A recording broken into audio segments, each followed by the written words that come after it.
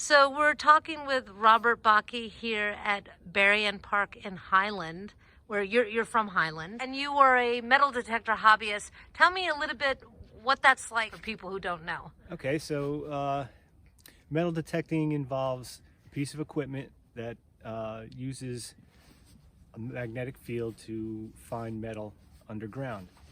And you can find all kinds of metal, all types. I've been doing it for about 2 years. It's not very expensive to get into. The machine is maybe $200 to $300, a decent one. But I see a lot of change, pennies, nickels, dimes.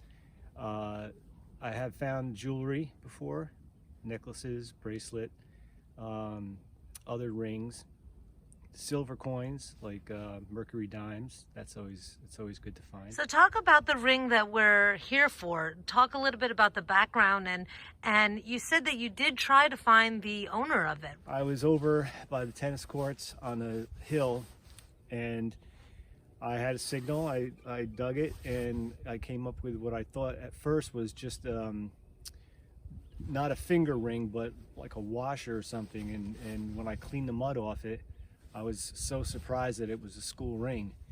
And I didn't know how old it was at the time. It was very dirty, but it had a nice blue stone on it. When I got home, I cleaned it up, and my wife actually noticed that it was from 1960. And it was a Highland High School ring. So we thought, well, I could probably find the owner of this. And we used the library, our Highland Library keeps yearbooks from the high school. So we went back and found the 1960 yearbook, and we found two girls whose initials match what was on the inside of the ring. And that was SJM. So the girls were twins, and they were in the yearbook for that year. But I could not find any lead to them anywhere. I couldn't find it. I wanted to try to get somebody with the initials. The two girls' names were Sharon and Sheila Mackey, and I know Highland has a lot of families that are named Mackey. We called a few, and actually one Mackey family was the preschool teachers for our kids. So we tried them, and they didn't know of anybody in their family. And luckily, I met you on a beach in Kingston Point, and found through that in your work in the newspaper. I had a gentleman call me and said that he might have a lead for me, and the lead was a phone number which I used and found was out of service.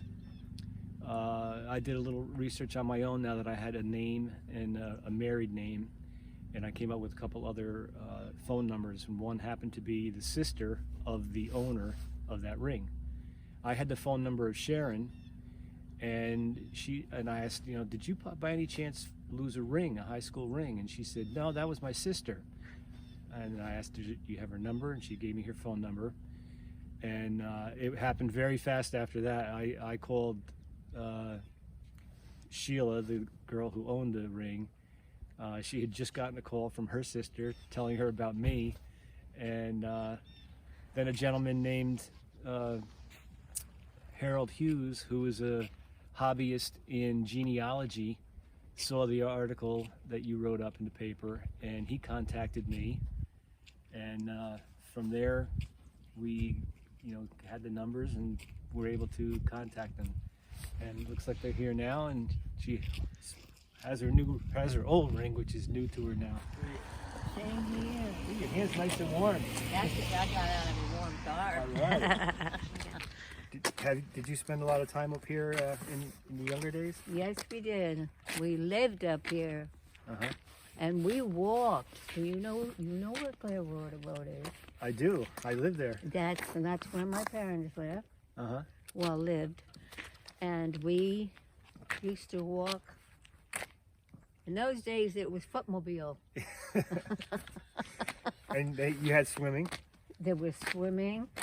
They had no buildings, really, that I can recall. No swings, of course. Did you do the barbecues down there? Nope. No, we just bunch of teenagers coming up and ramming around, having fun. So They used to have the private little island out there. We used to swim out to the private little island they had there. Of course, you got bit along the way because they had the little minnows. oh yeah, they nibble on you. They nibble on you when you. Okay, so I have a question for you. Hope I can answer it. I know you can. You told me that your daughter liked to take your jewelry and wear it, Yeah.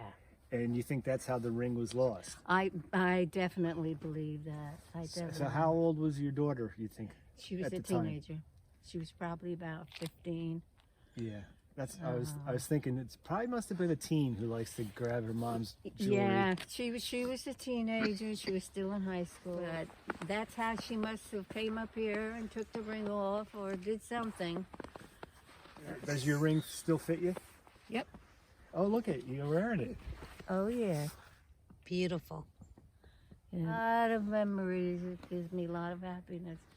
And this, I'm hoping, is going to be the beginning of a new year for I'm going to say it is, because it made just to see you when you came down to my house and we exchanged, got to get the ring.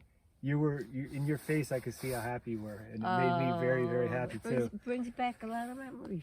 It's great. Who would have ever thought, after all that time, you would see your class Yeah. ring again? It's amazing. Yeah, because this was nothing. I mean, it was all sand, and you had, I can't even remember if we had benches. You just brought your blankets up and Yeah. came your friends, and great. you all sat down and said, "Hi, everybody, let's go swimming. Let's, and we'd get around, and we'd Yeah. spend hours. It was a nice place. It was a place for us kids to go. That's good. Yeah, and I was a teenager at that time, believe it or not. Was your ring something that you wore for a long time before you took it off? Oh, yeah. I wore it all through school and probably long after that. Probably the only time I changed it was when I got married. What a mistake. You lost No, the wrong no, ring, is that what you're saying? Yes. He's my angel. He found my ring and started my new year in a good way. I call him my angel. And this has brought me great joy. Great joy. I'm very glad. Bob, be very, very grateful to Bob for the rest of my life.